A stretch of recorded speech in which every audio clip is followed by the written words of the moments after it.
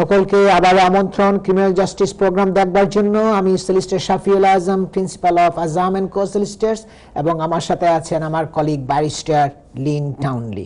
দর্শক, আমি আগেও বলছি, যারা টেলিভিশনের পর্দার সামনে বসতে পারেন নাই, তারা আপনার মোবাইলের মধ্যে এনটিভি ইউরোপ লাইফের মধ্যে যদি ক্লিক করেন আপনারা প্রোগ্রাম দেখতে পারেন, অথবা এনটিভি ইউরোপ ফেসবুক ওখানে যদি ক্লিক করেন তখনও আপনারা দেখতে পারবেন এই প্রোগ্রাম। ওনারা কলা কৌশলীরা খুবই এক্সপেরিয়েন্সড অ্যান্ড এক্সপার্ট, খুব সুন্দর মতো প্রোগ্রামটা আপনার ফেসবুক এবং লাইভ স্ট্রিমে দেখানো হচ্ছে। The Modern Slavery Act 2015 is an act of the Parliament of the United Kingdom. তার মানে এই যে মডার্ন স্লেভারি অ্যাক্ট 2015 যেটার উপরে আপনার ব্যারিস্টার লিন টাউনলি বলছেন, এটা হলো ইউনাইটেড কিংডমের একটা আইন, ইউকে পার্লামেন্টের একটা অ্যাক্ট অফ পার্লামেন্ট 2015 এই স্লেভারি অ্যাক্টটা আসছে। কেন আসছে এইটা এত ইম্পর্টেন্ট আইনটা এত দেরিতে 2015 আসলো কেন? It is designed to combat modern slavery in the UK. এটা আসছে কমব্যাট করার জন্য, মডার্ন স্লেভারি থেকে কমব্যাট করার জন্য ইউকে এর মধ্যে এটা আসছে। আগেও কিন্তু ছিল এই আইনগুলো, এবং এটা আরো ওয়াইডার রেঞ্জে আপনার আসছে। সো ইউকে মডার্ন স্লেভারিকে কমব্যাট করার জন্য ওইটা আইনটা আনা হয়েছে।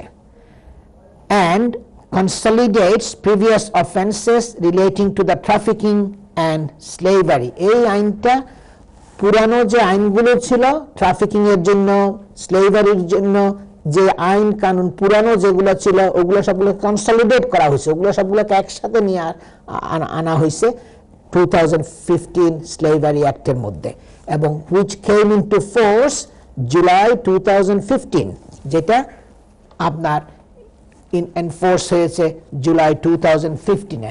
আমার কলিগ ব্যারিস্টার লিন টাউনলি ওটার উপর বলবেন, বাট বিফোর দ্যাট আমি বলবো আরেকটু ক্যানাবিস প্রোডাকশনের উপরে। ক্যানাবিস প্রোডাকশন এটা বড় অপরাধ। Cannabis can be grown quite simply or using equipment known as hydroponics. Hydroponics একটা ইকুইপমেন্ট আছে, আপনার এটা ইউজ করেও কিন্তু আপনার ক্যানাবিস গ্রো করা যায়, ক্যানাবিস উৎপাদন করা যায়। Okay, it is legal to buy and keep hydroponics equipment. এটা আপনি আইনগতভাবে আপনি কিনতে পারেন, এবং হাইড্রোপনিক্স ইকুইপমেন্টটা এটা ইলিগাল না কিনাটা, but if you then choose to use this equipment to grow cannabis, this will be a criminal offense. Hydroponics আপনি কিনতে পারেন, এটা কোনো অপরাধ না কিনাটা, কিন্তু এটা যদি কিনার পরে এটা যদি ক্যানাবিস প্রোডাকশনের জন্য ইউজ করেন তাহলে এটা একটা অপরাধ হবে। Using a high-tech setup will be seen as a more serious offense. High-tech setup use করে যদি ক্যানাবিস প্রোডাকশন করা হয় তাহলে ওটাকে আরো more serious offense হিসাবে দেখা হবে। As well as plants and equipment, the police will also look for evidence of previous growth. যে আপনার ক্যানাবিস প্লান্ট এবং ক্যানাবিস গ্রো করার যে ইকুইপমেন্ট আছে ওগুলো তো সবগুলো পুলিশে দেখবে, তাছাড়া আরো তারা এভিডেন্স দেখবে পুরানো বিগত জীবনে মানে সময়েও প্রিভিয়াস গ্রোস মানে বিগত সময়েও আপনার ক্যানাবিস গ্রো করা হয়েছে কিনা ওইগুলোর এভিডেন্সও পুলিশ দেখবে। কি কি দেখবে ওই এভিডেন্সগুলোর মধ্যে কি কি আসতে পারে? Including dried or drawing cannabis. তারা যদি দেখে যে মানে ড্রাইং ক্যানাবিস, যে শুকানো হচ্ছে ক্যানাবিস প্লান্টকে, এবং অথবা ড্রাই ক্যানাবিস যদি তারা দেখে, and even string that used to tie the cannabis plants before, তারা যে স্ট্রিং যেগুলো ইউজ করা হয়েছে ক্যানাবিস প্লান্টগুলোকে টাই করার জন্য মানে বাঁধার জন্য, যে বিভিন্ন মানে সুতা বা রশি যেগুলা বলে আমরা, ওগুলো যদি ইউজ করা, ওগুলো যদি পায় তারা মনে করবে কি ওগুলা ইউজ করা হয়েছে ক্যানাবিস প্লান্টগুলোকে বাঁধার জন্য, ওখানে মানে একটু টাই আপ করার জন্য। which will suggest that this is not a one-off offense. এটা পুলিশের কাছে সাজেস্ট করবে যে এটা একবারের অপরাধ না, not one of offense, এটা একবার না, এটা আগেও করা হয়েছে। তখন এটা পুলিশের মানে ইয়ার মধ্যে চলে আসবে যে এটা একবার অপরাধ না, এটা বিগত সময়েও এটা আরো করা হয়েছে। This evidence may be in dispute, and even if you plead guilty to the offense, you can challenge the police evidence in court. এটা অনেক সময় আমরা কিন্তু এগুলো যারা লয়ার আছে আমরা এই এভিডেন্স গুলো আমরা অনেক সময় চ্যালেঞ্জ করি। আপনি চ্যালেঞ্জ করতে পারেন আপনার লয়ারকে দিয়া, ওকে। এটা আপনি গিলটি প্লিড করলেও তারপরেও আপনি এই বিভিন্ন এভিডেন্স যেগুলো দিয়েছে কোর্টের মধ্যে পুলিশ, ওগুলোকে অনেকগুলা চ্যালেঞ্জ করা যায়, ওকে। অনেকগুলা আপনার চ্যালেঞ্জের স্কোপের ভিতরে যদি প্রভিশনের ভিতরে এবং চ্যালেঞ্জ করার মতো যদি হয়, ওটা চ্যালেঞ্জ করা যায় কোর্টের মধ্যে। This is often done by the defense instructing an expert witness who can provide testimony to the court about the scale of the operation. এটা অনেক সময় আমরা যেটা করি, আমরা এক্সপার্টকে ইনস্ট্রাকশন দিই যারা আপনার ওগুলোর উপরে এক্সপেরিয়েন্স আছে, যারা একজন এক্সপার্টের উপরে রিপোর্ট দিবে। আমার সাথে যিনি বসে আছেন ব্যারিস্টার লিন টাউনলি, উনিও একজন এক্সপার্ট, উনিও বিভিন্ন ব্যাপারে উনি এক্সপার্ট রিপোর্ট দেন এবং কোর্টে যাইয়া উনি এক্সপার্ট হিসাবে দাঁড়াইয়া সাক্ষী দেন। বিভিন্ন ক্ষেত্রে বিভিন্ন ধরনের এক্সপার্টরা আছেন, সুতরাং ওনারও একটা এক্সপার্টিজ আছে। উনি অনেক সময় কোর্টে যান এবং কোর্টে যাইয়া expert evidence উনি সাবমিট করেন। Lynn, last time the one you did for the one expert report, which one was the one? It was a historical section. Yeah, historical section user উপরে আপনার লিন টাউনলি আপনার এক্সপার্ট এভিডেন্স উনি দিয়েছেন। ওনার experience আছে, qualification আছে, ওনার এগুলো কোর্টে শুনবে। ক্যানাবিসের ক্ষেত্রেও আমরা এক্সপার্টদেরকে আমরা ইনস্ট্রাকশন দিব। এক্সপার্টরা তখন মানে তার এক্সপেরিয়েন্স থেকে তার যে নলেজ আছে এবং এক্সপেরিয়েন্স আছে ওগুলো ইউজ করে সে রিপোর্ট প্রিপেয়ার করবে। রিপোর্ট প্রিপেয়ার করার পরে কোর্টে হয়তো বলতে পারে যে ঠিক আছে, পুলিশে হয়তো বলতে পারে ঠিক আছে, আমরা সে একজন এক্সপার্ট, তার রিপোর্টটা আমরা অ্যাকসেপ্ট করি। অথবা বলতে পারে কোর্টে বলতে পারে না, এক্সপার্টকে আসতে হবে কোর্টে, এটাকে আরও তাদেরকে এক্সপ্লেন করতে হবে। অনেক সময় তারা আমরা ওই ক্যানাবিসের যে এক্সপার্ট তাদেরকে আমরা কোর্টে কল করব তারা এভিডেন্স দিবার জন্য তাদের রিপোর্টের উপরে। সুতরাং তারা বলবে কোন স্কেলের এই অপারেশনটা হয়েছে, যে প্রোডাকশনটা কোন স্কেলে হয়েছে, এগুলো তারা বিভিন্ন পরীক্ষা পর্যবেক্ষণ করে তারা রিপোর্ট তৈরি করবে এবং কোর্টে যাইয়া তারা টেস্টিমনি দিবে, সাক্ষী দিবে। If you let someone else grow cannabis in your property, you might be held responsible for it. Controlled drug প্রোডাকশনের জন্য যদি আপনার প্রেমিজ আপনি কারো কাছে দেন, এটা অপরাধ হবে। ক্যানাবিস প্রোডাকশন, ক্যানাবিসটা হলো ক্লাস বি ড্রাগস। কেউকে যদি আপনি প্রেমিজ ইউজ করতে দেন, then you will be responsible for that, আপনাকে এই দায়িত্ব নিতে হবে। Or could at least be prosecuted for allowing the place to be used for the production of cannabis. At least police আপনাকে প্রসিকিউট করতে পারবে যে এই ব্যক্তি সে জেনে শুনে তার প্রেমিসেসটা ইউজ করতে দিয়েছে ক্যানাবিস প্রোডাকশনের জন্য। সুতরাং এটা অপরাধ। The police may also check any equipment for fingerprints to see who has been in contact with it. ওখানে মানে বিভিন্ন ইকুইপমেন্টগুলো তারা খুঁজে বের করবে, ইকুইপমেন্টগুলো তারা প্রেমিসের মধ্যে যাইয়া পাবে, সেখানে ফিঙ্গারপ্রিন্টগুলো তারা দেখবে, এক্সামিন করবে এবং কার কার ফিঙ্গারপ্রিন্ট ওখানে আছে সেগুলো তারা এক্সামিন করে পরীক্ষা নিরীক্ষা করে সেগুলো খুঁজে বের করার দেখার চেষ্টা করবে। Especially if you are denying that you are involved in growing cannabis, যেখানে particularly আপনি যদি ডিনাই করেন যে আমি ক্যানাবিস প্ল্যান্ট গ্রো করতেছি না, তখন পুলিশ ওই ইকুইপমেন্টের মধ্যে যে ফিঙ্গারপ্রিন্ট কি আছে ওগুলো দেখে, ওগুলো এক্সামিন করবে, ওগুলো তারা পরীক্ষা নিরীক্ষা, তাদের ল্যাবরেটরি আছে, তাদের এক্সপার্ট মানে এক্সামিনেশনের বিভিন্ন যে জিনিসগুলো দরকার ওগুলো সব পুলিশের কাছে আছে, তারা ফিঙ্গারপ্রিন্টগুলো তারা দেখবে, ওখানে আর কে কে ইনভলভ আছে সেটাও তখন তারা বের করতে পারবে। I will pass to my colleague Barrister Lynn Townley to talk on modern slavery and people trafficking, please. Okay, Shafiul.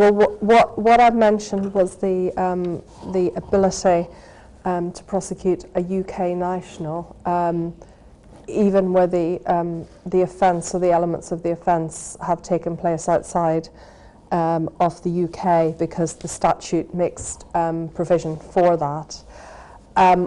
What can also happen is that the statute also provides that a non-UK national can also be prosecuted within the UK if the arranging or the facilitating of the arranging of the travel that person has done has taken place within the UK. Or the travel consists of arrival or entry into or departure from or travel within the UK. So if the offence itself and the trafficking and travelling of the trafficked victim is taking place within the UK, then the statute bites as regards non-UK nationals as well. So when the statute or the way that the statute is drafted clearly takes into account the international nature of these offences and makes allowance for that. So liability, criminal liability, can't be escaped by a person claiming that they're not a UK national, provided that the acts can be linked back into the UK. Or if someone is a UK national, then the acts themselves don't even need to have taken place within the UK for liability to potentially arise criminally. So it's a very widely drafted statute to take into account of the international nature of the type of activities that constitute trafficking offences. So in relation to the particular types of exploitation that are covered under the statute, Section 3 of the statute defines what exploitation means. We all may think we know what it means in lay terms, but as regards the actual statute, there are particular definitions around servitude, slavery, sexual exploitation, and also in relation to services, and also the removal of human organs as well. So the Act defines slavery, servitude, and forced or compulsory labour, where a person is a victim of a trafficking offence. It also then defines sexual exploitation, and this can also include indecent photographs of children. And in relation to removal of organs, it relates back to statutes that deal with removal of human organs. And in relation to the securing of services by force, threats, or deception, where the person is subjected to force, a threat, or deception, it has to be designed to induce the person to provide services of any kind, to provide another person with benefits of any kind, or to enable another person to acquire benefits of any kind. And in relation to securing services from children or vulnerable persons in circumstances where another person uses or attempts to use the person or has chosen them to use them for exploitation on the grounds that they're a child, they're mentally or physically ill or disabled, or they have a family relationship with a particular person. And the person without the illness, disability, or a family relationship would be likely to refuse to be used for that purpose.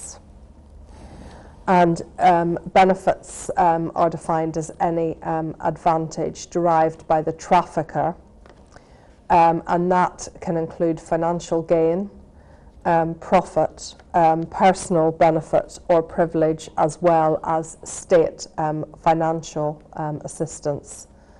So, for example, the ability to be claiming state benefit or other state funds. So the offence itself is either way. Now, what does that mean? Well, it essentially means it's a serious offence, because it can be tried in either the Magistrate's Court or the Crown Court. Just if I can just... Yeah. So on summary convictions, so that's in conviction in the Magistrate's Court, it carries up to 12 months imprisonment and or an unlimited fine. And an indictment, so in other words, if it's dealt with in the Crown Court, which is where the vast majority of these cases will be dealt with, it carries life imprisonment, and it also triggers potentially the Proceeds of Crime Act, whereby the state or the prosecutor and the police can look to securing back any financial benefits that the trafficker has obtained. Thank you, Lynn. দর্শক, আপনারা শুনছেন barrister Lin টাউনলির কাছে modern slavery and people trafficking এর উপরে অনেক বড় ধরনের অপরাধ এগুলো। এখন আমরা শর্ট একটা ব্রেকে যাচ্ছি, ব্রেকের পরে আমরা আবার ফিরে আসব। আমি solicitor Shafiul Azam, principal of Azam and co solicitors, এবং আমার সাথে আছেন আমার কলিগ ব্যারিস্টার লিন টাউনলি। সবাই আমাদের সাথেই থাকুন।